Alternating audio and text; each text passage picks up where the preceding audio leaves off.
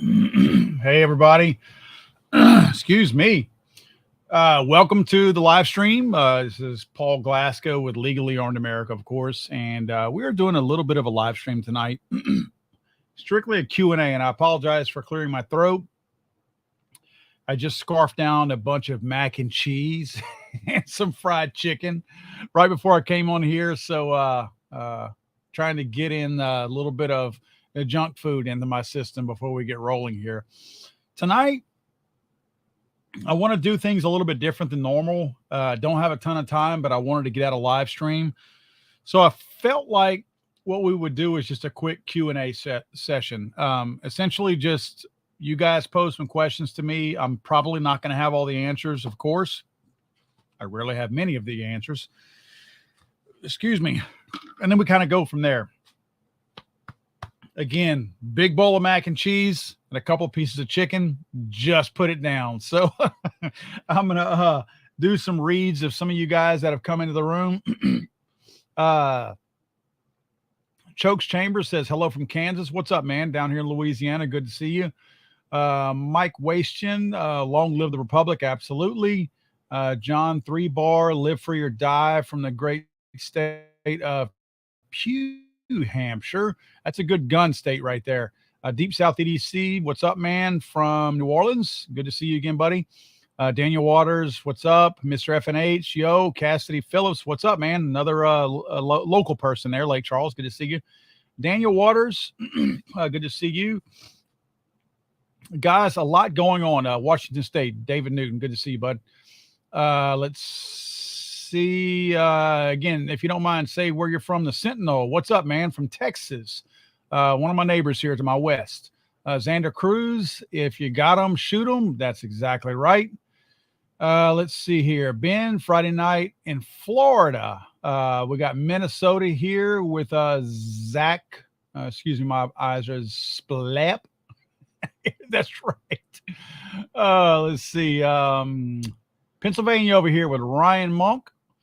Rich Timmer, hi from Michigan, California. I don't know how you make that jump, Michigan, California. I'm assuming maybe from Michigan and you live in California, or the other way, you're from California, live in Michigan. Lamps and Stoves from South Carolina. Good to see you, bud. Minnesota, Mike Yu, what's up, man? Let's see here. Hello from Lake Charles, Louisiana. Blue Gator 3, what's up, man? Another local person here. Washington State. Sorry, Jason. See you from Washington State over there. Ohio here with Frugal Preppers Garage and Garden. Good to see you, man. Oregon. Oh, my goodness. Oregon. You're right. Oreganistan. Jim Gallagher. Good to see you, bud. Salisbury, Pennsylvania. Joseph Velo. New York here with Rich Ford. John Burrows from the Free State of Florida. Let's see. Brent McLean, I see you up there. Electric Eye, see you there. James Johnson from Tennessee. Top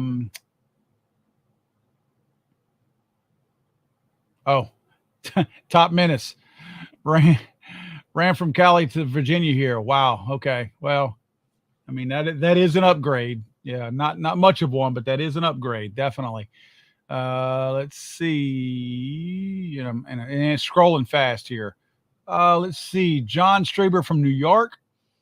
B. Willican, no, you say Paul is my homeboy. You're my homeboy. Bronx from Lake Charles. I don't know what that means. Bronx from Lake Charles with the X instead of the C. Me only bro from Massachusetts. Todd Allen says, keep up the good work. Easy on the mac and cheese. Thanks for what you do. Yeah, man, that mac and cheese. I ain't going to lie. I'm a sucker for a big bowl of freshly cooked mac and cheese. I can't stand old mac and cheese, and I don't like reheated mac and cheese. But god dang, once that butter melts in that mac and cheese, I can mess up a mac and cheese. Let's see. Brent McLean, Virginia. Alert Andy from Texas, and you guys are flowing way too fast. So I'm gonna move on here because I don't want to bore you guys too much. Okay, what I wanted to do tonight, because I don't have a ton of time, because I'm I'm actually about halfway through my first beer, a Coors Banquet beer. That's not why I don't have much time, but I actually have a few other things to do. Some preparation. Where is it? Some prep work here for a video that I want to put out tomorrow. So I wanted to get this out today so that I can start working on that. A little bit of I don't usually write scripts for my videos, but I do make notes typically. Like I'll write down bullet points and things like that. And these next two videos that I have are going to require quite a bit of note taking. So I kind of wanted to get that out of the way tonight so that I could work on those videos tomorrow. Cool. Jericho Fox says, I'm drinking Coors Banquet. Yes, it's a good beer, man. I mean, if you guys don't confuse it with Coors Light, I mean, Coors Banquet is a good beer. I guess before too long, YouTube will make it something you can't do on camera. Like you can't hold a gun now. I guess I won't be able to drink a beer much longer. Nevertheless, and I see let's see, is that first question here? How would you recommend, oh gosh, it's rolling too fast. Daniel Water says, how would you recommend storing guns if someone in the house is a restricted person? Man, that's state specific, obviously. It depends on what state you're in, and it's clearly going to be directly impacted by whatever your laws are in the area. And probably municipality and county / parish that you might be in as well. I mean, I don't think that it's a one size fits all. Man, I don't know. That's I'm speaking of it from a legal standpoint. If you're actually trying to keep the guns from that person, I would just say, a safe in a way that they can't penetrate that safe. If it's just a matter of being legally right by keeping them away from them, well, if no one else is in your house and there's an agreement that that person doesn't have access to your guns, I say you do whatever you want to do. You do have the right to privacy in your own home. So I think it's more of a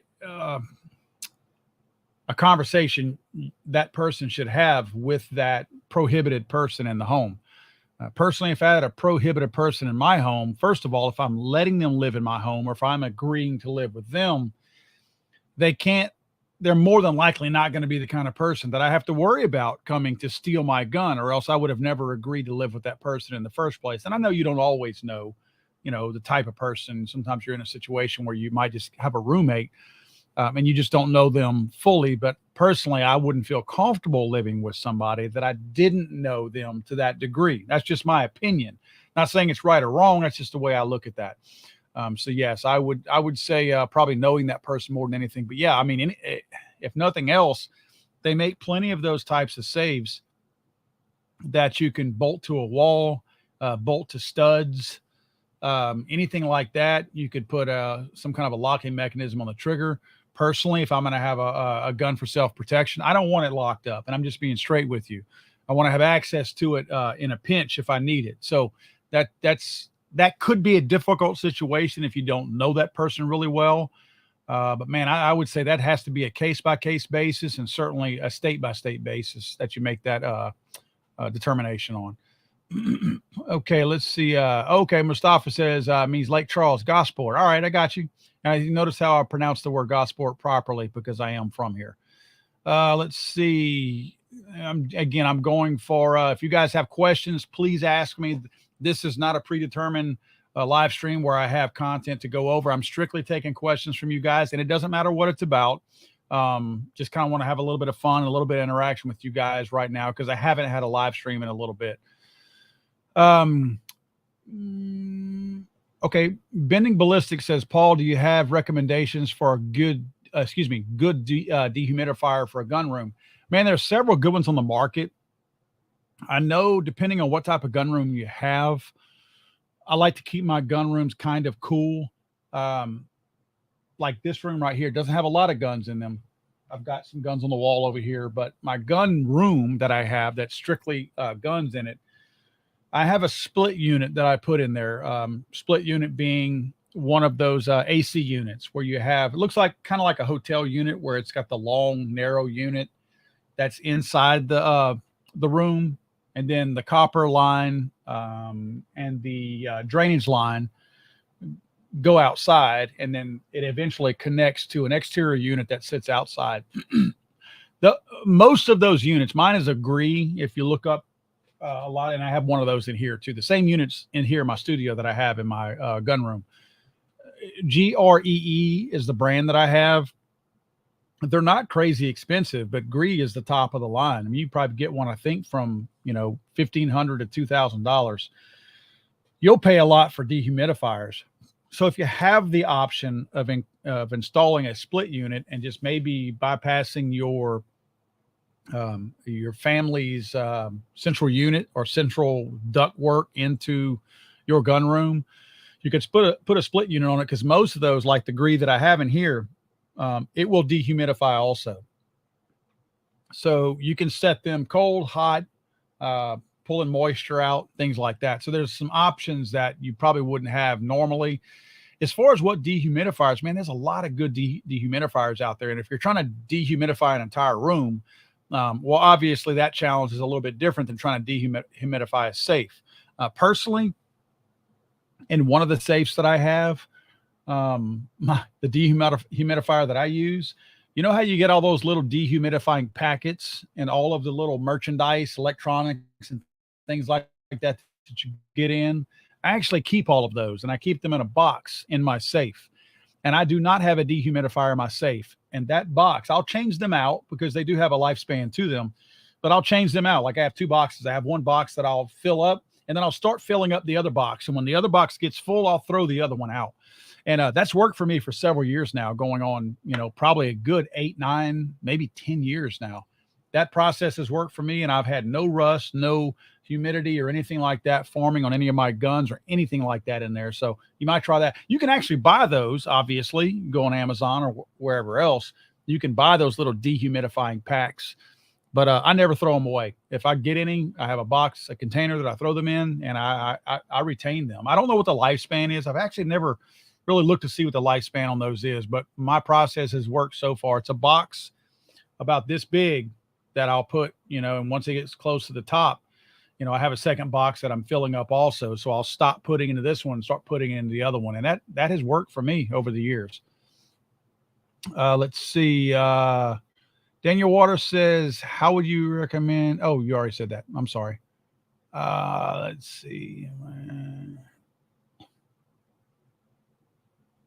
Rich Ford, thank you very much. Rich Ford says, great content covered here. I appreciate that, man. I'm actually going to pin that because, I don't get many compliments. I'm joking. I'm joking when I say that. But I do appreciate that. And this is funny. I gotta post this. Brian Pulley says Dick Wood rules. You guys, if you don't follow my comedy channel called HOAPD, that the letters HOA space PD, you should. It's a comedy channel that me and a friend Kendall have. And it's a lot of fun, and we have some kind of big announcements coming up with that channel very soon. It's taken off a lot quicker than what we thought it would, which kind of makes it become either a low priority, a high priority. What I mean by that is either you have to jump on it and continue to ride that wave, or else you just kind of have to back off of it and just let it kind of age on its own because maybe you don't have the time to mess with it. I've chosen to kind of continue to push it. I want to make that channel grow as fast as I can. It's not monetized or anything yet. We do cross several lines. We harass, joke, pick on white people, black people, straight people, gay people. Doesn't matter what your nationality is, what your political beliefs are, you will get messed with on HOAPD. So it's a fun time. So yeah, Dick Wood rules. Dick Wood is the fictitious town that this area is in. Dickwood Township is the name of the neighborhood, and this is a fictitious place that we made up. There is no such thing as Dickwood, and you almost spelled it right. It's actually DHIKWHOOD, and the reason why is because there is no such thing as Dickwood the way we spell it. If you Google Dickwood, DHIKWHOOD, you will just come up with HOAPD and the stuff we came up with. There is no such thing. Put it to you this way, you know that all domains, pretty much any significant domain that might be associated with anything is already taken because the internet has been out long enough where it's impossible to find a very simple domain name anymore without being complicated. Dickwood.com was actually available a couple of months ago and I bought it. So that's how unique the name is. But yeah, thank you for posting that. I appreciate that. Let's see. Yeah, you're right. Frugal Preppers Garage and Garden says won't be able to drink Coors on YouTube anyway. Well, that's exactly right. Banquet is a good beer. I love a good High Life as well. Yeah, we did a video. In fact, if you go look at the latest HOAPD video, one of them, the second to last one, is actually the 12 Days of Christmas in Dickwood. So we bought several different kinds of beer, everything from rot gut beer to good beer. And actually have a massive High Life, like the big one. Not even 24 ounce. It's like bigger than that. It's like the big fat can of High Life. Like this is what, 24 ounces here? I think that's what this is. I don't see it. Yep. This is 24 ounces.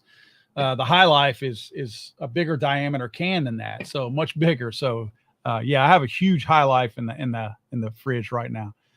Let's see, guys. I'm waving to my little boy. He's actually jumping in the pool. That's how hot it is down here. He's jumping in the swimming pool down here in Louisiana.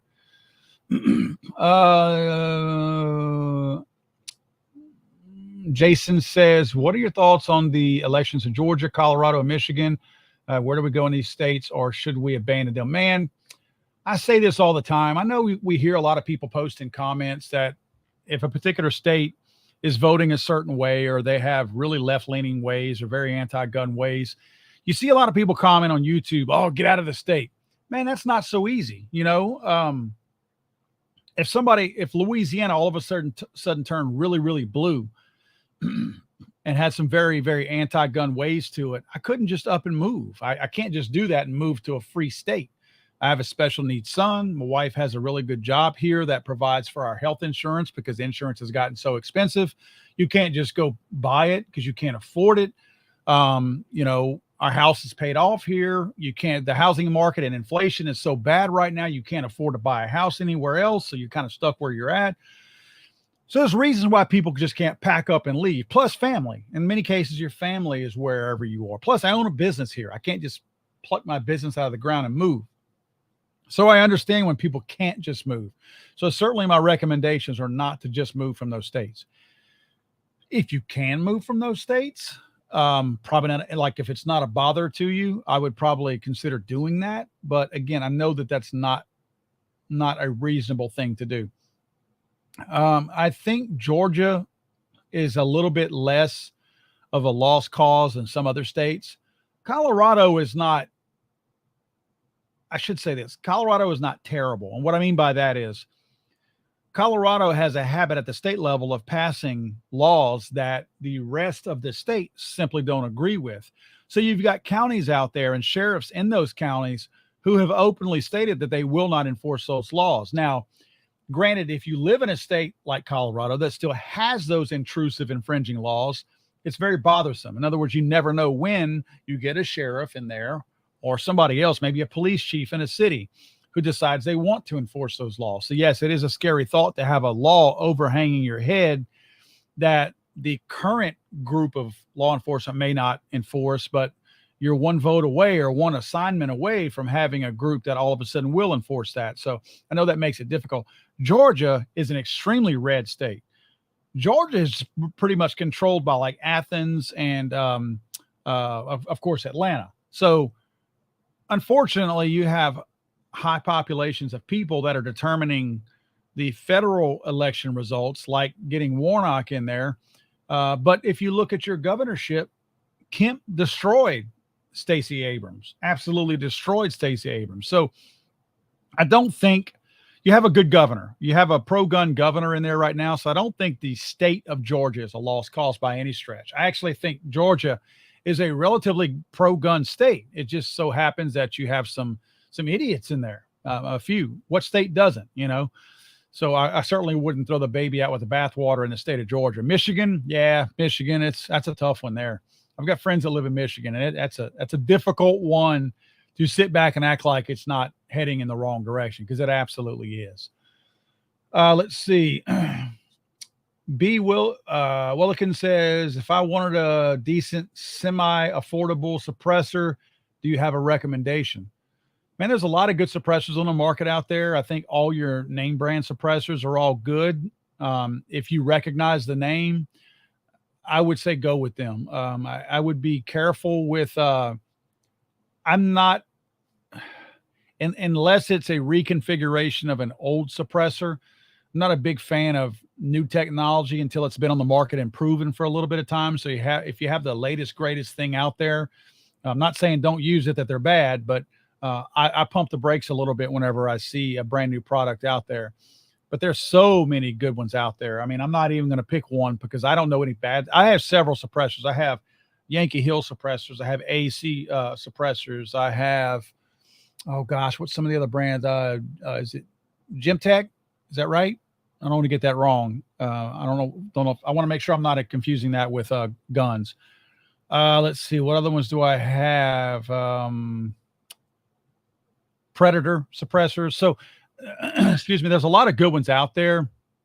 Man, just do your due diligence. And in a lot of cases, you can Google what are the top 10 best suppressors out there, and you're going to get a pretty good idea of it. Those lists are relatively accurate. I don't think those guys, they want you to come back and look at their next listing of what you recommend. So usually you can get some pretty good data from that. Let's see. Would you consider the High Point C9 with a 50 round drum and good EDC CCW? Me personally, no. For no other reason than just no. I mean, the carry guns that I currently use, if I'm wearing summertime tighter fitting clothes like this is what I would consider winter clothes for me, kind of baggy. I'm going to usually wear a mid-size to a full size, whether it be a Glock P320, a SIG P320, or a Glock 19 or a Glock 17. I might carry one of the X3 P320s by SIG. Actually, Shadow Systems has a really nice gun out there. I have a Polymer 80 that I would carry when I'm wearing this type of clothes. When I'm wearing just like a t-shirt or shorts or summer type clothes, man, honestly, I'll carry my Glock 48X, 43X sometimes, but the handle is kind of big on that, depending on what I'm wearing. I would just tell you that a SIG P365 is typically what I'm carrying during the summertime. So not picking on High Point or anything like that. That's just not a gun that I'm going to pick. I look at it from a reliability standpoint. There's a reason why some guns cost less than others, and it may not be that the design of the gun is not the problem. It could very well be that the raw materials that the gun is made out of are not the top level, the top tier type of raw materials. The issue with that is that's where you're going to have failure rates. Your lower quality type of materials are going to fail.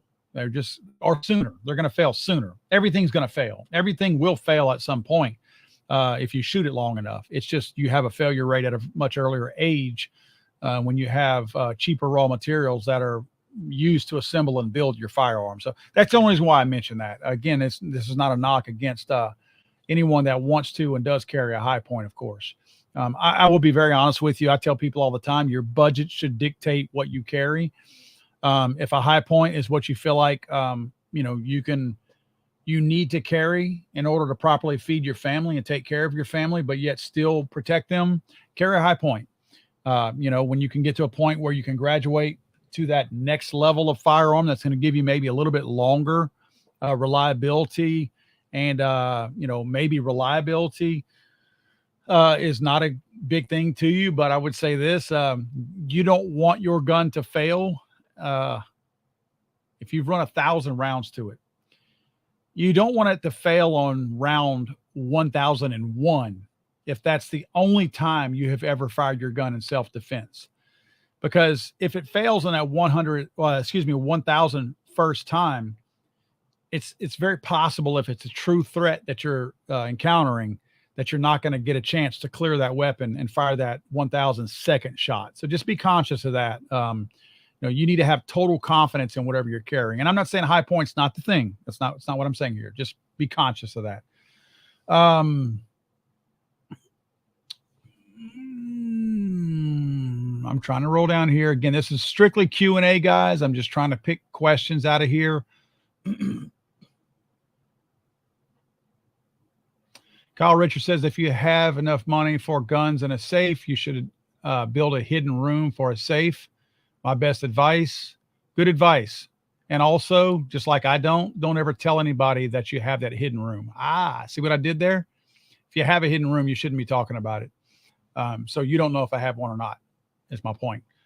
Have you checked out Recover Tactical's brace? I have not, and I did not know that Recover Tactical even had a brace. I'm familiar with Recover Tactical. I have some of their products. I have some of the enclosures that they have that fit around a 1911.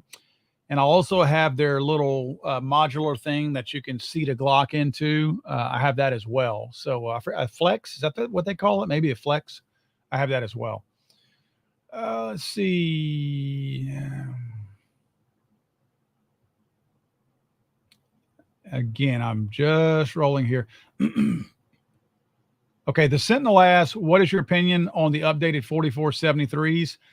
I will be honest with you. I have been on conference calls and in meetings all day today. I just saw that it came out. I printed one out and it's sitting on my printer in the house right now for me to look at tonight. It doesn't matter what changes they've made. I know that it's not in our favor. And it doesn't matter what, I haven't seen it yet. Understand, I have not seen it yet. But I don't care what changes have been made. They're not only not in our favor, but they're in the ATF's favor. And what I mean by that is they have been using their smartphones, as I've shown in other videos before, to take multiple pictures of FFLs and logbooks, and they keep those. The reason why a redistribution of information on the 4473, the background check, is important is if you'll remember, the older 4473s had all of your personal data and personal information at the top of the first page when you started to fill out. So if you had essentially a 2-page 4473, the top of the first page had your name, your address, your social if you decided to share it, whether you're black, white, or didn't want to say what you were, whatever your sex of choice was. And then the list of questions that would come down here and ask you, if you've renounced your citizenship and all that. You would flip to the next page over, and this page over here had your signature on there. And then right below it, the rest of this page and that page were for the FFL that you were buying the gun from. They would finish filling that out. They completed the form. What they would put is long gun or handgun. They would put the serial number on there, the make, manufacturer, all that kind of stuff. A couple of years ago, the ATF decided, not to our benefit, to theirs, that they would move all of that gun information to the top of the first page. Right below that was all of your information. So now you've got the serial number, the type of gun, and the manufacturer make of the gun at the top of the page, and all your personal information right here. That's how you develop and create an online illegal registry with the ATF. So having not seen the new 4473, and I apologize for not seeing that. Again, like I said, I just printed it out earlier. It will not benefit us. There is nothing. You don't change a form unless you have a path to gaining something by doing that. So if the ATF has decided to change the 4473, I can promise you it doesn't help us. So I'll put something out on that tomorrow and share that with you guys. But yeah, haven't seen it yet, but my hopes are not very high on what I expect to see. Let's see, guys. I'm rolling through here, and I'm trying my best to roll through your questions as fast as I can. Iron Ik Panda, and I'm sorry if I messed y'all's names up. It's hard for me to determine this sometimes. Any guesses how the brace rule is going to go now that it's been sent to the White House for review? Or thoughts on Canada's basically any gun ban since it now includes all hunting rifles? Okay, you must be a journalist because it's a two-part question, and journalists are really good at that. The brace rule. The brace rule is not going to be any different than what it was before. It had teeth in it before. It essentially is going to make millions of people felons, and that will not change. The whole intent of the brace rule has nothing to do with safety or anything like that. It's the fact that law-abiding gun owners in this country are a huge majority. Law-abiding gun owners are enough to move the needle in an election. You piss off the law-abiding gun owners in America, and there's a very good chance you lose an election based on which side of the decision you might be on. The best way to cull voters is to make them felons. When they finally implement this brace rule, and it should be roughly a 60-day grace period, and the reason why is because if anything has a substantial financial impact, any new law has a substantial financial impact, by law, there has to be a grace period before it's fully implemented. This is going to apply here because your $200 tax stamp is a financial burden to anybody out there that might have these types of stabilizing braces. So you will have that effect here. So you're going to have 2 months from the time that they say, this is it, it's live now. People are not going to get tax stamps. Some will. You're going to have a tiny percentage of people that do that. What's that mean? That means you have millions of potential felons out there. When somebody doesn't like what you have to say, let's just say a guy like me, that people would like to silence because you call it like it is. You post on your Facebook, you post on your YouTube, you post on your Instagram, wherever, Twitter. You post your thoughts. You have the right to do that. So far, you still have that right. You have the right to say those things. And unless you're not threatening anybody for bodily danger or harm or anything like that, you can legally say those things, which means you can speak out about the federal government all you want to right now.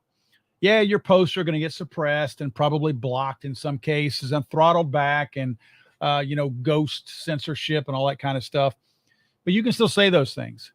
What better way to put an intimidation factor out there for the ATF? This is without a word being spoken too, by the way. You don't have to say this. People understand how the game is played.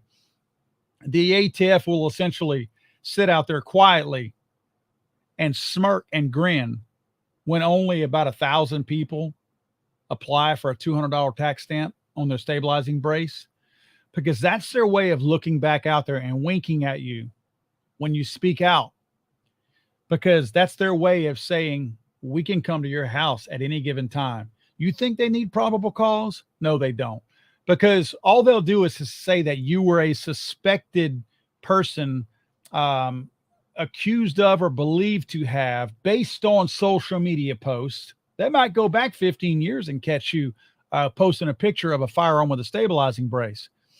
So they're going to say that they have probable cause to kick your door in and now make you a felon, confiscate all your firearms, and possibly even put you in jail.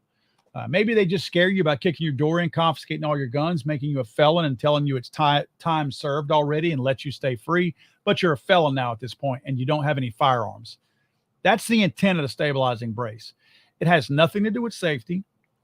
There are millions of stabilizing braces out there and they are not being used in crimes. So you're not trying to mitigate any kind of crime because that's not happening. It's just an effort to either disarm us or to make us felons, which indirectly at some point disarms us anyway. That's what we're looking at. That's what the whole point of that is. Second part of your question was, where was it? Thoughts on Canada's basically any gun ban since it now includes old hunting rifles. It's Canada, man. It's a communist country. That's what the United States is trying to become. I don't really have any major thoughts on that because I think it's a catastrophe. If the people of Canada continue to re-elect this socialist tyrant that they have in there that just wakes up one day, just like what he did, just wakes up and says, you know what? How about no more guns? How about you can't buy any more guns in Canada? That's how I'm feeling today. No more guns. They don't have a Second Amendment in Canada, so they don't have to go to their parliament or Congress, whatever you want to call it, in order to get permission to do that, which obviously our president doesn't either because he just commissions the ATF, a bureaucracy, to do the same thing. So I don't really have thoughts on Canada's. I haven't put a whole lot of thought into what Canada is doing, simply because, and I've got friends up there. I've got friends in the Toronto area, and I feel for those guys. I mean, look who we put in office. You know, if we didn't have a Second Amendment, we'd be having the same thing that Canada has. So anyway, that's maybe that's not what you're looking for as far as an answer, but that's the best I can come up with. Let's see. Derek says, question, did you get my email on the P-Hub comment on the other channel? I didn't get email back. I must not have. I don't recognize that. Email me again. Man, sometimes if it's a particular day and I get tons of emails, I'll scroll through several at night. I just don't know where the unread ones stop because I get so many emails. There's times when I have missed emails, flat out missed them. I would put something specific in the subject line also that will draw my attention to that. Just a word of advice. But no, I apologize. I have not seen that. Mag ban in Massachusetts, when will it end? Man, unfortunately, that ain't going to end. Not in Massachusetts, not. Oh, I didn't know that. Good advice. Bill Alexander says you can recharge those packets in your oven. Did not know that. I'm assuming that those are the packets for the little crystals for dehumidifying. Silica packs are the way to go. Exactly. Derek says same thing. Yep. Another confirmation by Lit Side that says, yes, dry packs in the oven and reuse. Good. I didn't know that. Deep South EDC says, I love Percy. Yeah, Percy's funny. He's good. Zanti Misfit. Yeah, thanks, man. HOAPD is a lot of fun. Bigfoot defense rifle and handgun suggestions. I'm not sure if I understand the question, to be honest with you. And I apologize. I don't. Bigfoot, this is the question, guys. Bigfoot defense rifle and handgun suggestion. Are you trying to kill Bigfoot, or are you Bigfoot and you're trying to get a gun? I don't understand. I'm not sure if you are Bigfoot and you're looking for a defense rifle and handgun, or if you're trying to hunt Bigfoot. Either way, I guess I'm not really sure. I don't know if I have an answer for that either way. So I apologize. Bending Ballistic says, man, trying to get a firearms channel to 500 has been a pain. YouTube loves shadow banning firearms content. Man, you're right. And I wish, and maybe it's some of us at some point that need to put some videos out helping people develop firearms content and firearms channels. I'm one of the few guys out there that doesn't take offense. There's some weird dynamics in the gun YouTube world where some of the not the really popular gun YouTube guys, because they're good guys. You got like Tim at Military Arms Channel, Eric with Iraq Veteran. They're good people. I think they feel the same way I do, that they would like to see people evolve and grow as a YouTube channel. There are some people out there that for some stupid reason, however, feel like if you create a YouTube channel and it becomes successful and good, that somehow someone will magically stop looking at your videos.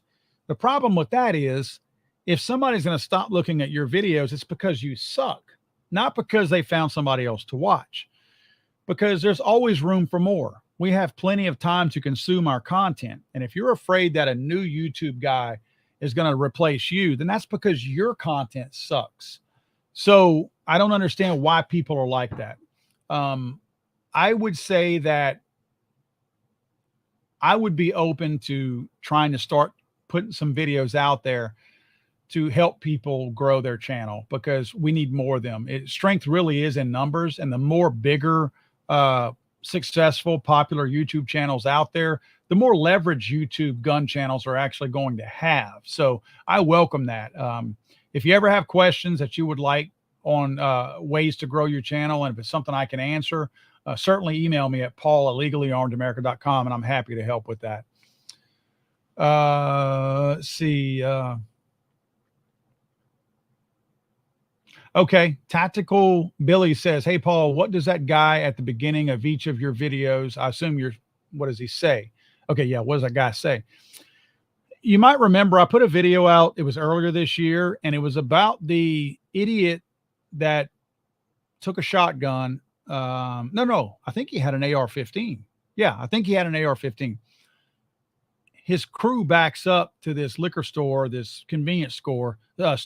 He jumps out, runs inside, and on the other side of the convenience store is an old man with a shotgun. And the guy is like robbing him, and he pulls his gun up to shoot, and the old man essentially blows his arm off. I think his arm was still hanging. And the guy runs outside screaming like a third grader, little girl, and he screams, he shot my arm off. And that's what it says. If you go back and listen to it, you can tell clearly, now that you know what words he says, he shot my arm off is what he does. He screams first, then he yells, he shot my arm off. So I have a lot of people ask that, but that's why I just find it hilarious. I love whenever justice is served on the spot and we don't have to wait for it in a corrupt court system. And that is one of my favorite videos of all time, of seeing immediate justice via buckshot get served to this kid. And I say kid, he was no kid, but younger than me. I call anybody younger than me a kid. Let's see. Modelo is good. Yes, Modelo is a good beer. So, again, trying to get to your stuff. Yep. PSA Poor answered the question. He shot my arm off. A lot of people got it. I'm sorry. Rolling through here. Is the high point with the 50 round drum? You already answered that. All right, guys. Again, this is a Q&A. If you got any questions, simply drop them in here. I am just trying. Some of the comments are you guys talking, and I'm just trying to. Yep. Johnson 11C says, I love my Shield Arms mags. Never an issue over 2,000 rounds. Shield Arms mags. What Shield Arms did for Glock is what Sig Sauer did for themselves with their own magazines. Sig Sauer, that's how they're able to get so many rounds in that P365 Sig, because they developed, instead of the Glock magazine that is a metal core with the plastic around it, you have 2 layers. And if you count it from side to side, 4 layers essentially, that you have to fit inside of a mag well, where you're trying to keep that mag well as narrow as you can in order for concealing purposes. Sig went with just a metal magazine. And I would imagine in Glock's defense, Glock probably did the plastic to protect the magazine from whenever you discard it to reload another one. It falls maybe to protect either the feed lips or whatever from it bending, if it happens to fall on concrete, rocks, or something like that. So Sig Sauer designed their P365 with that nice all metal magazine. So they're able to take advantage of the full width of the mag well with only that 1 layer of enclosure instead of 2 with the metal and the plastic, the metal. With Shield Arms, excuse me, they essentially came out with the same type of thing that Sig did, but for a Glock. So you can add more rounds, anywhere from 2 to 4 rounds in a Glock now versus what you could have before with their old stock MOE magazines or OEM magazines. Let's see.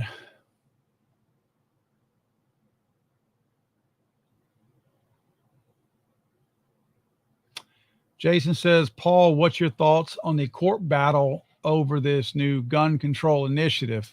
I'm not sure what gun control initiative. I assume you're talking about the one that the Senate passed in the law, and or I should say the Senate passed and Joe Biden signed into law. I think Bruin negates all of that stuff, like literally all of it. The unfortunate thing is somebody has to be wronged in the court system or in the eyes of the court in order to take it to court and eventually wind up in the Supreme Court for it to go all over again. So somebody has to be wronged and then file suit. You can't, Well, which I mean, you can file suit, but in many cases, you have to have somebody who's been victimized by that law. So I think it's a wait and see thing at this point. Let's see.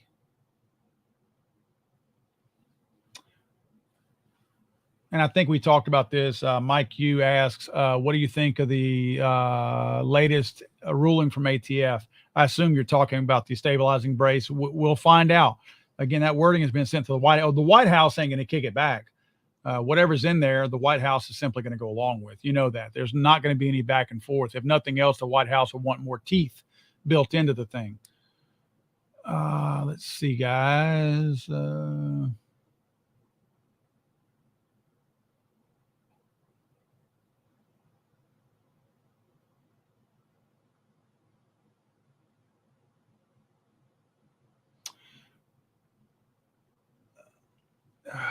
Was that Ferrat Sodiku says best 10 millimeter handgun, Glock, SIG, or Springfield?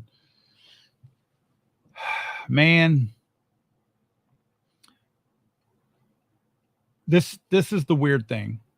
Glocks are not my favorite guns. I have other brands that I like way more than Glocks. However, I have a lot of Glocks. I might have more Glocks than any other brand out there. The reason why is because they work. Not that the other guns don't, but I've never had a Glock that I owned malfunction. So my reason for saying that is the reason why, or the way that I know what gun I have the most confidence in, is the gun that I grab when either, excuse my friends, if your kids are in the room, cover their ears. If shit is about to hit the fan, what gun do you reach for? You don't reach for the prettiest one. You don't reach for the most popular one. You reach for the one that you think is going to go bang when you grab it.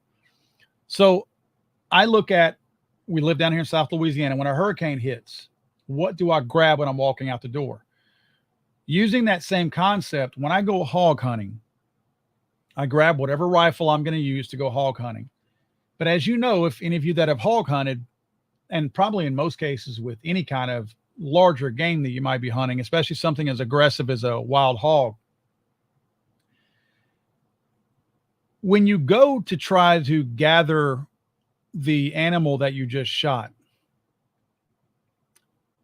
if your wild hog ran off into the bushes, you better not climb in those bushes without having a sidearm that you are confident in. And in many cases, you're going to need a flashlight.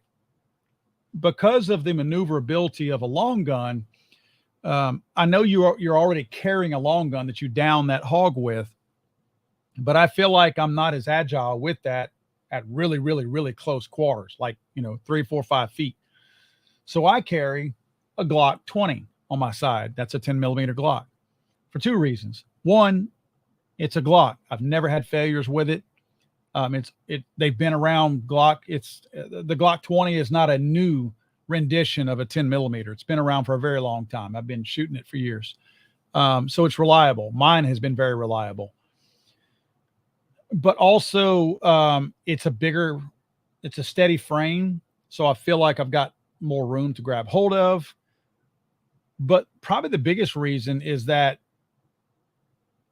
it's a 10 millimeter, and it is going to knock that hog. I've had to use it one time. The hog didn't stand a chance.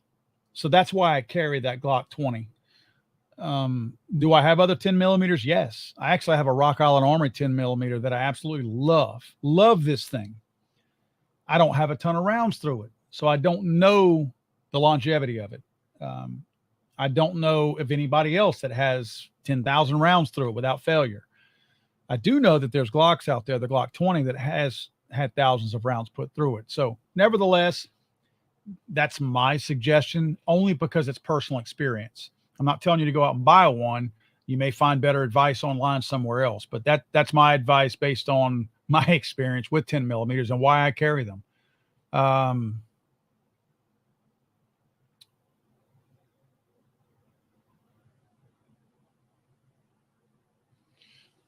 let's see.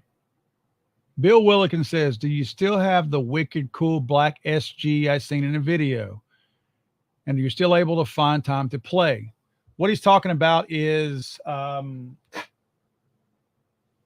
Gibson SG guitar. Stand by. I think I might have it in here.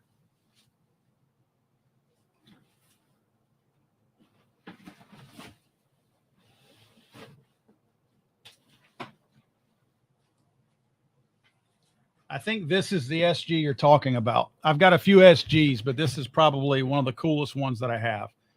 If this is the one you're talking about, you can see it's a Gibson. This is actually called a Voodoo model SG. This is a very unique SG that they came out with several years ago. They actually came out with a Les Paul and I believe an Explorer that were also SG. If you notice, they're black and they have the red writing, and then they have a red Voodoo skull on the 5th fret. And they also have red and black humbucker pickups in there. And you'll notice that the wood grain, I'm trying to turn it so you can see by the reflection, it's got some pretty distinct wood grain that runs through the guitar. And what they did, I know the lighting's not great here, but they rubbed like a white, they rubbed a red powdery dye into those grooves. And then they came over the top with a matte black finish over that. So it kind of locks the red. The red is accentuated with that red dye. The wood grain is accentuated with that red dye in there. Looks really good. You can see I've played it a lot because I have buckle burn right here where my belt buckle has hit on there.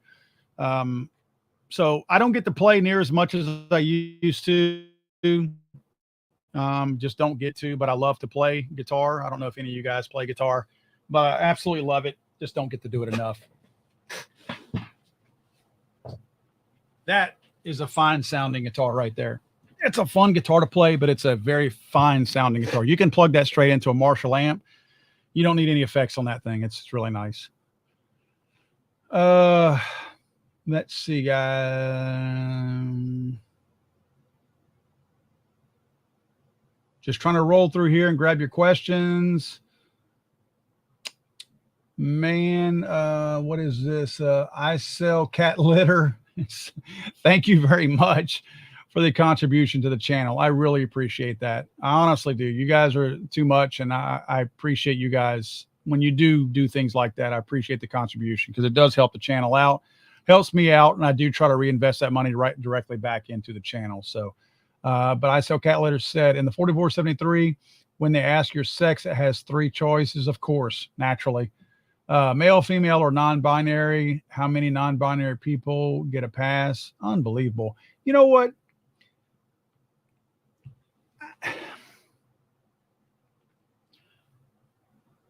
I'm never in favor of any rule that the ATF imposes, right?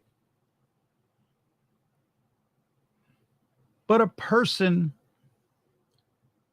let's just say, who has a hang down, a person with man meat, if they don't know that they're a man, if they think they're a woman and they have Franks and beans, there's something psychologically wrong with that person. I don't care whose feelings get hurt by that. That is a fact. That is a fact. You cannot convince me that that person does not have a screw loose. I don't care what kind of high profile job you put them in. I don't care how smart they appear to be. I don't care where their diploma came from. I don't care where their degree came from. I don't care how many degrees they have. There are very, very intelligent people who are clinically not right. Anybody who has junk in the front is a man. If you've got a taco, you're a woman. That's it. My point is, how are those people allowed to purchase a firearm?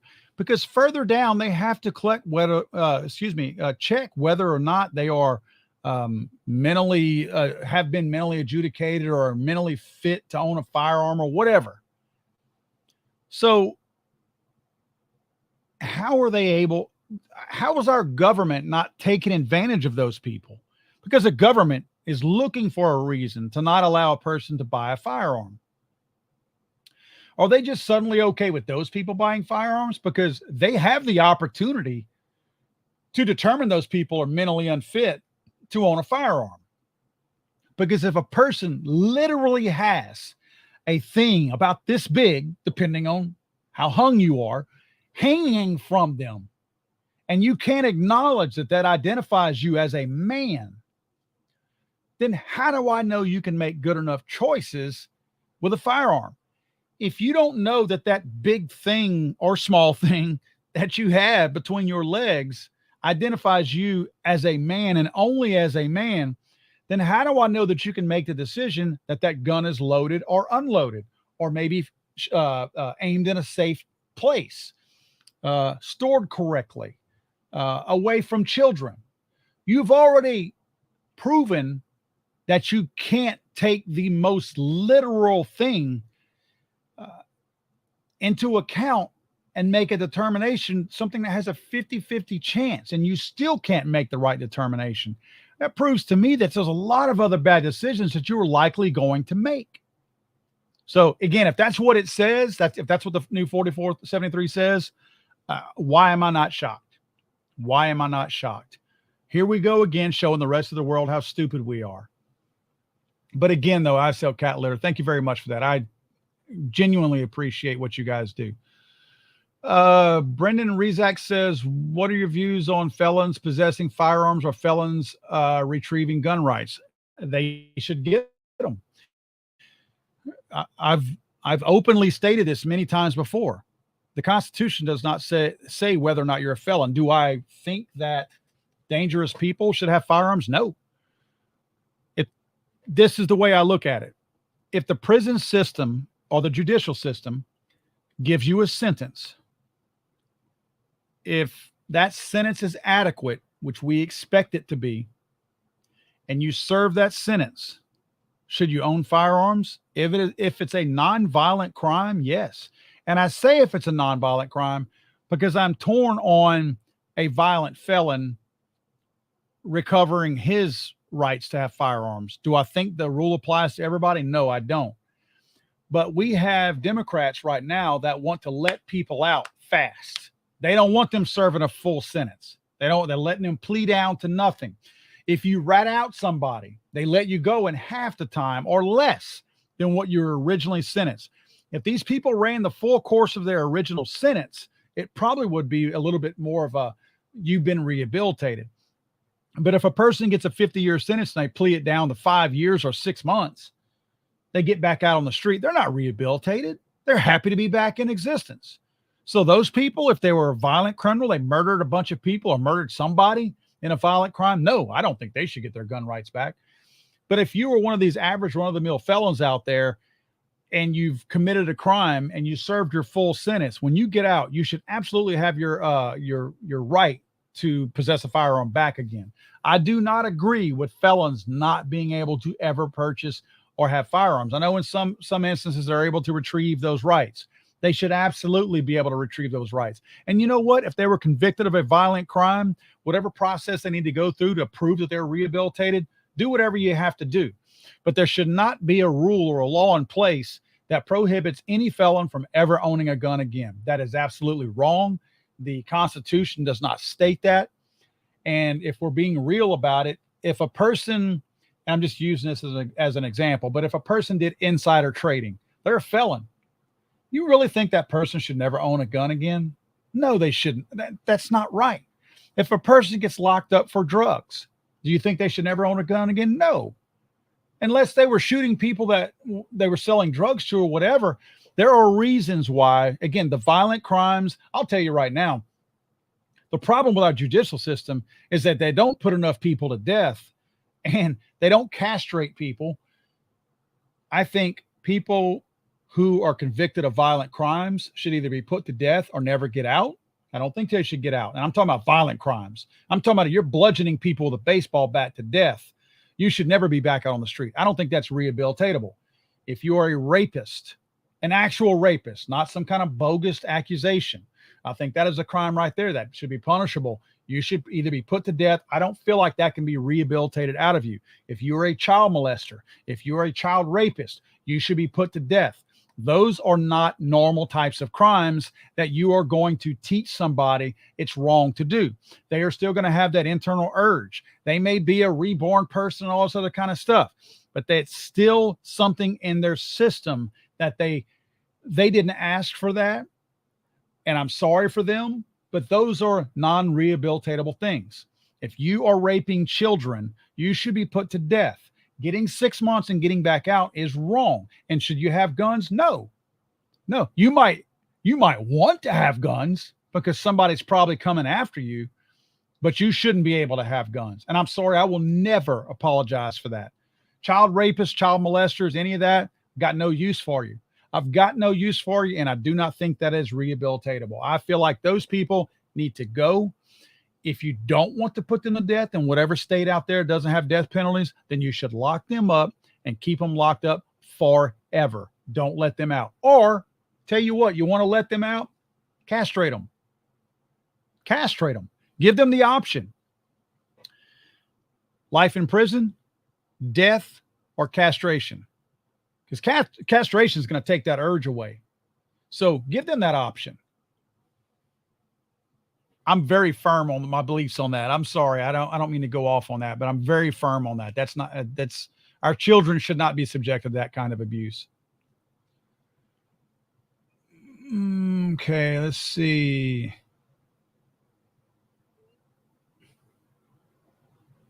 Give me a second. I'm scrolling through here.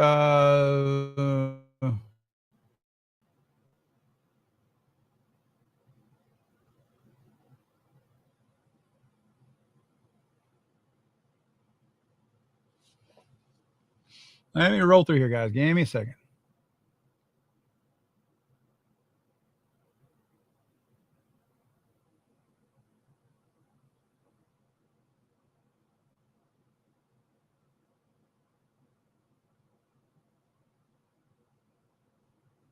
Again, guys, I'm just doing Q&A stuff tonight. Jay Poliver Gaming, thank you. Thank you so much for your contribution to the channel. I really appreciate that, buddy. Again, Jay, let's see, show this out there. Jay says, when do we apply constitutional equality on the left's rights? After Measure 114, I'm pretty done with these laws. I mean, I can't argue with you there. I mean, I feel like we're never going to get constitutional equality because typically speaking, true constitutionalists, and this is my own feeling here. This is simply my opinion. I truly believe that constitutionally balanced people like myself and many of you out there, we don't care what other people are doing. If they're not harming me and my family, and in most cases, other people, like we just mentioned, the child rapists and child molesters and child killers, those people need to be dealt with. But the average person, if they're doing something, I don't care what they're doing. The average person, you know, if you throw eggs at somebody else's house, I don't care. Is it the right thing to do? No. But is it affecting me? If not, I don't care what you do. Y'all deal with it. I want to keep to myself. I want to look out for my brothers and sisters. I want to look out for my friends. I want them to be looking out for me, obviously. And many of you guys, I mean, I would look out for you as well. But do I care what people do in their personal life if it doesn't directly affect me?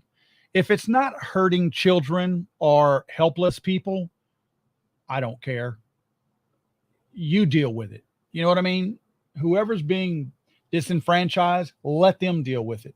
We all have enough crosses to bear in our own lives. That's how we are. The left does not approach it like that. If I'm doing something in the privacy of my own home and nobody else knows about it, except one person on the left who doesn't agree with it, they don't think I should be able to do it. Even if it doesn't impact anybody. If I'm stacking bananas to the ceiling in my house and a leftist doesn't like that, they will do whatever they can to call the law on me, to call me out on Facebook, whatever, because they don't like that. And because they don't like it, they don't think anyone else should be able to do it. Just like with guns. They simply don't understand the gun culture. So they don't think anybody else should be able to own guns. They're fearful of guns. They're scared of guns. They don't understand guns. And because they have this innate fear that just makes them unreasonably scared of an inanimate object, they don't think that we should be allowed to have guns ourselves. So we care less about them than they care about us as far as what each other is doing. That's why it's kind of an issue, because there's no constitutional equality, because we don't see things like that. So they will always want to take away our constitutional rights, and we're not trying to take theirs away from them. If you notice, when is the last time you saw somebody on the right try to limit someone's constitutional rights? I don't mean what the left says. Abortion is not a constitutional right. I'm sorry, that is not. That is a states' rights issue. That is not a constitutional right. It does not say in the Constitution or anywhere in the Bill of Rights that you have the right to terminate a baby's life inside the womb. And I'm not making this about abortion. I'm just telling you that that is not a constitutional right. You hear that all the time. Oh, it's my constitutional right to kill a baby. No, it's not. It's absolutely not. It's actually against the law to murder anybody. So by having the left always caring about us, they want to take our constitutional rights away. There's never been a time that I can remember where anyone on the right has wanted to take away somebody's constitutional rights on the left. You just don't see it. And if I'm missing something, I'm missing something, but I just don't see that. And yeah, you're right. Measure 114 in Oregon. Yeah, it's got a temporary pause right now, thanks to Gun Owners of America. Thank you, Gun Owners of America. That's so awesome that you did that. I'm very proud to be the state director of the state of Louisiana, because these guys are very good. Me and Josh, by the way, our friend over in Lafayette. But 114 is the most infringing since the GCA and the NFA. Measure 114 is probably the most infringing anti-gun law in my lifetime. Just absolutely overreaching in every aspect of the word. Maybe I'll put a video out on that. I don't know that I've done a lot of stuff on Measure 114 simply because so many other people have. But if there's enough interest in it, I'll do a video on that. It's just a horrible, horrible law. Let's see.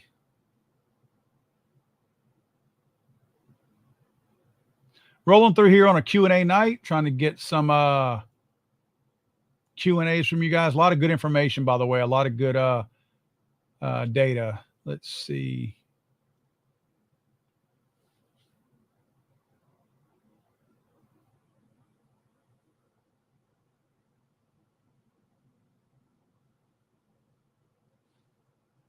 And I'm running way behind on this too, so I apologize, guys, that I'm a little bit behind on getting the questions out there.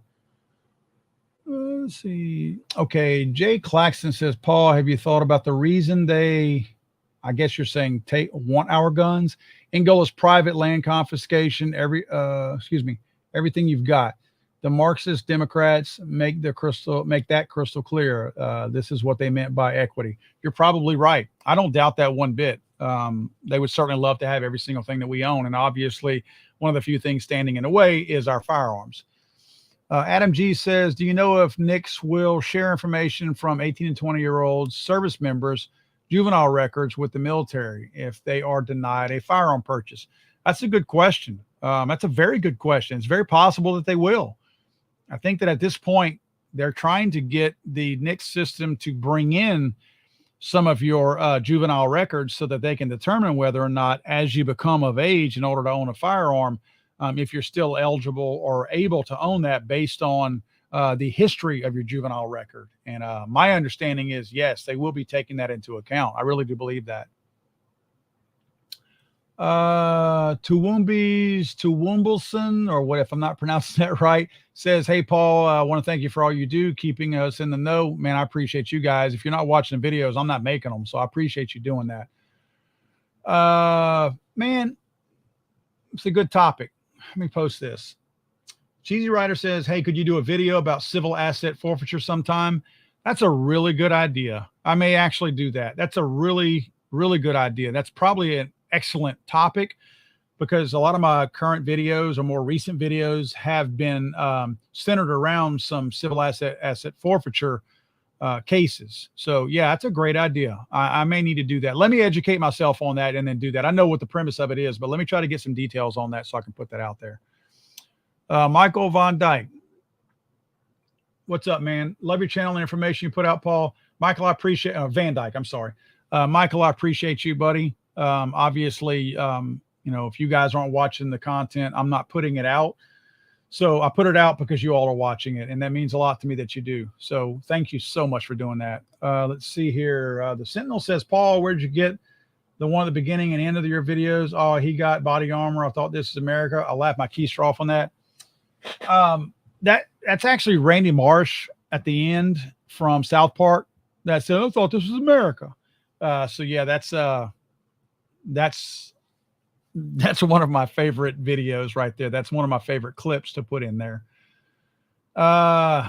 Next question is from Charles Nadu. Says, if Manchin changes parties from Democrat to Independent or Republican, where that leaves the Senate as control party. Very interesting. With Kyrsten Sinema declaring either yesterday or today that she was no longer going to be a senator in the Democrat Party and now she's independent. That changes things a little bit, but if Manchin does it, that obviously flips things. Now, it's still a matter of how they vote. So it doesn't matter that they're independent if they still vote in lockstep with the Democrats. So the only way they're changing parties really makes a difference. Well, really, it doesn't make a difference. The only thing that matters is how they actually vote. Now, will it scare the Democrats and maybe make the Democrats pump their brakes a little bit before trying to ram something through that doesn't really have a chance if they vote against it? Might make a difference there.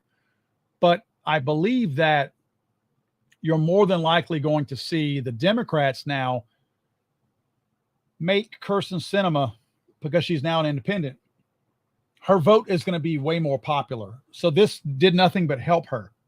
It probably hurt some feelings in the Democrat Party, but now they're going to have to kiss her butt because they really need her vote now. And she's shown some dislike for the Democrat platform by leaving the Democrats. So people know that she's likely to, in some cases, not vote with them. So I think that changes a lot. And it's so goes the thing with Manchin. Manchin, if he changes too, like Kyrsten Sinema did, that makes their vote that much more of a sought after vote. People will be going to them, bringing them bags of cash and all kinds of other stuff to try to convince them to vote with them. And I'm not joking when I say that. Let's see.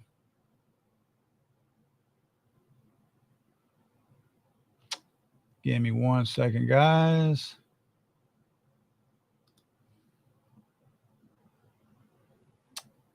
I just put that question out there. I assume that's for the 10 millimeter question. I say you can't miss with a Glock on that.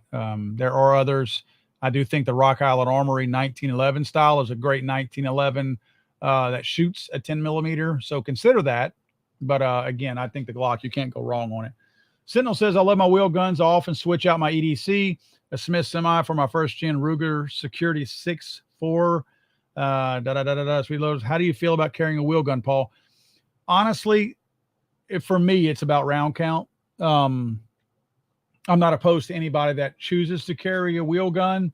Again, my thing is with round count and honestly with familiarity. I'm just more comfortable with the semi-auto. That's my thing. I can't state this enough. The two factors that should come into what you carry is what you can afford and what you're comfortable shooting. Those are the only two things that matter. Round count should not matter.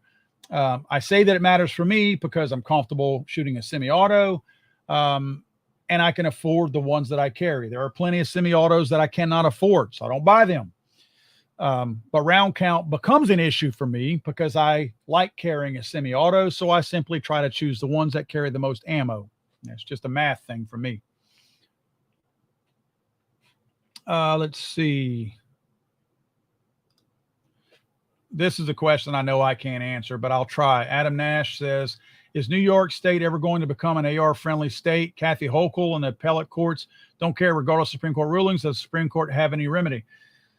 Okay, first question, is New York State ever going to become an AR-friendly state? No, it will not. It will never. The state as a whole, yes, but the city of New York will not allow the rest of the state to have their rights because they have so many people there, and they simply just vote everything else that makes sense out. Kathy Hochul and the appellate courts don't care regardless of Supreme Court rulings. Does the Supreme Court have any remedy? The only remedy the Supreme Court has is suing the state for violating the Second Amendment. The Bruen ruling was very clear, and New York State violated the Bruen ruling that had just come out with their plethora of new anti-gun laws. So they're going to have to answer for that at some point. When, I don't know, but they're going to have to answer to that at some point. I'm telling you, it's not over in the state of New York. They're trying to throw so many things in hopes that something will stick. And I have a feeling that they're only going to hurt themselves by doing that. Adam G says, if a 20-year-old service member gets denied from purchasing a firearm because of something in the juvenile record, will that denial information get shared with the military? I have no idea, Adam. I honestly don't know the answer to that. Apologize for that, but I just don't. I'm not well-versed enough in that. Honestly, you should probably check with either the Armed Scholar or the Armed Attorneys. Those are two YouTube channels. The Armed Scholar is Anthony, and the Armed Attorneys, that's Emily and Richard. Check with them, good people, but they are attorneys, so they're more than likely going to give you a better answer than what I can. Let's see.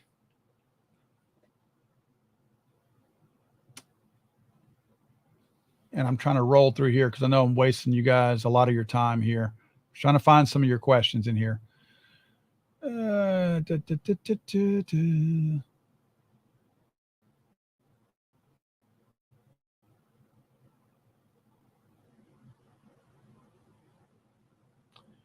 Let's see. Daniel Waters says, how does the Secret Service stand by and let the president destroy this country and destroy our rights to self-defense? I have no idea. I wish I had the answer to that, but I don't. And yeah, I don't have the answer to that. I have several questions like that.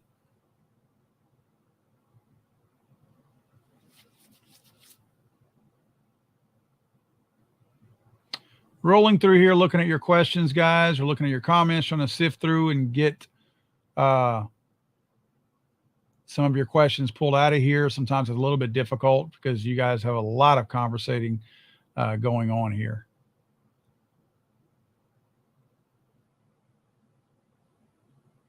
And if I accidentally skip over your questions, I apologize, but I'm just trying to get through here fast. Let's see. Johnny Merkel says, anyone have an opinion on SDI School for Gunsmithing? Man, I've heard good things about SDI. Personally, I have no experience with their programs, but I know some of their people at the management level, and it seems like they do a really good job. I've heard really good things from them, so I can't speak poorly against them. Again, I have no experience with the actual classes, but it seems like they have good quality people in the right places at the company. So that's always a plus, because if the top level management is garbage, the rest of it's likely garbage too. And I think they have good folks in there. Ryan is a new member. Ryan Monk became a YouTube member. Thank you, Ryan. Guys, you might know that YouTube has, or they released the opportunity for us to set up membership programs out there. And I know that we all are in the same boat as far as this type of economy being what it is with inflation and all that, that we're watchful of all the money that we spend. We're trying to put food on our table. We're trying to take care of our families and all that. So I don't like asking anybody for money, so I don't. But what I did was I used YouTube's platform to create different levels of memberships for a reason. I put one in there that, some people go to my Patreon and pay money, and I don't ask for that, but some people do. So this is kind of a way to do that, but you can create your own money level and your own levels of membership. So what I did is I created one entry-level membership that's only $4.99. What that is, I don't encourage anybody to do that. In fact, I put a disclaimer on there that I don't think you should sign up for this membership. But what it is, it's for me, a place for me to go and put out private videos for people who want to listen to my discussions strictly on politics. And what I mean by that is Legally Armed America is a gun channel. So I don't want to bore people with politics. If you're wanting to talk about the misappropriation of funds to Ukraine or wherever, if it's a politic related and doesn't have anything to do with guns, many people probably don't want to come to this channel and hear that. So I try not to put out videos that aren't related even indirectly to firearms. So I created that membership for people who do want to have my opinion, because I used to have a conservative talk show that was strictly on politics, not firearms. So this is my way of still being able to put out some content specifically for those members. So if you want to hear that, I don't want to bore everybody that watches my videos with politics, but if you want a taste of my thoughts on politics, I'll put these private videos out as a membership for only $4.99. I also created, I don't remember what the other levels are because they're small levels. I also created one level that is like a high-end level. That's meant for sponsors. If a sponsor wants to sponsor my show or my channel, they can sign up for that really $500 membership. I don't want and don't ever expect any of you to sign up for that. So again, my reason for saying all that is Ryan signed up for the membership. That's the membership. That's more than likely the lower level membership. The one that if you're going to sign up, I would recommend signing up to, because it's not going to take much money out of your pocket. Do I recommend being one of my members? No, I don't, because we're all struggling right now in a crappy economy. And I would much rather see you guys put money on your family's table than try to put it in my pocket. I will say this, I reinvest every single penny that I make from YouTube right back into my YouTube channel. It might be for better lighting. It might be for better microphones. It might be for a better computer, but it's reinvested into everything that I do. So any money that does come to me, I'm improving my content and improving my means to get that content out to you guys by doing that. So I do try to reinvest it right directly back into the product. So again, Ryan, thank you for that. I appreciate that, buddy. James, thank you. James Brandon donated a couple of bucks to me, and I really appreciate that. That hits me right there when you guys do that. Again, James, you don't have to do that. I don't expect you to do that. I don't ask that you do that. But when you do, I'm very grateful for that. Were parts hard to get during the Clinton ban? Man, it depends on what parts you were looking at. If you remember back then, the Clinton ban was a little bit different. The Clinton ban, it banned AR-15s based on features of the AR-15. So a lot of these gun manufacturers simply changed the features to be able to still put out AR-15s, but without, say, the bayonet lug or a flash hider or something like that. So that wasn't hard to get. What got kind of hard to get was more of your higher capacity magazines, because they couldn't make any more. And I say higher capacity, I'm using their term. 10-round magazines were the only allowable thing during the Clinton assault weapons ban. So nobody was making them, not at least for civilian use anyway. Law enforcement, military were still getting those. The only ones, now you could still buy one that was already in existence before the ban went into effect. Well, obviously, like everything else, those became very, very limited. So with no one proliferating those magazines, getting them out into the marketplace, they became relatively scarce. So that was the only thing that I saw back then. Now, I was a very young man then too. I was in the 90s. I was in my 20s in the 90s. So that was the only thing I experienced that was hard to get. Gun parts, I can honestly say I wasn't doing a whole lot of gunsmith type work, but nothing that I wanted or needed was hard to get. And again, even the magazines weren't hard to get. It's just that you had to work a little bit harder to get them. They weren't impossible to get. They were just a little bit harder to get in some cases. That's what I remember. But again, James, thank you, man. Thanks for the question, and thank you for donating to the channel. I appreciate that, buddy. Let's see here. Yeah. Billy Meadows. Meadows says, I get offended when I have to press 1 for English in America, or else I get customer service in a foreign language. And even when the guy from India speaks English, I still can't understand. Yep. I kind of tend to agree with that too. I feel like they should English should be our, well, I'm not even going to say it. We're too worried about hurting somebody's feelings. That's what it all boils down to. We're worried about hurting somebody else's feelings instead of, we don't care if we hurt Americans' feelings, folks that are here. Let's see. Nothing supersedes the Constitution. I cannot argue with that. Made by America. Good comment there. Let's see what we got here.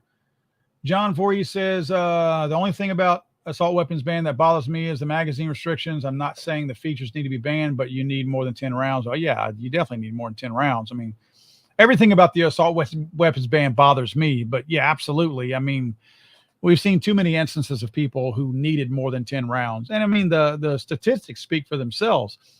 Law enforcement themselves, these are people who are supposed to be trained, right?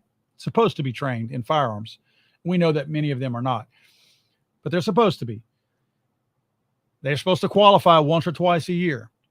And there are statistical facts out there that are out there that show that the majority of law enforcement's first shots from their firearm never hit the mark. I don't know the exact numbers on that because I don't have those statistics fresh in my face. I'll try to find those, but I'll show that law enforcement miss most of the time. Law enforcement would be in a bind if they only carried 10 rounds. Why should law enforcement have access to more rounds than me? Because law enforcement is less likely to get accosted by a criminal than I am. Because if I'm non-law enforcement, that criminal sees me as less of a threat, even though they don't realize I can probably shoot better than law enforcement officer. They still don't view me as much of a threat to their crime as law enforcement.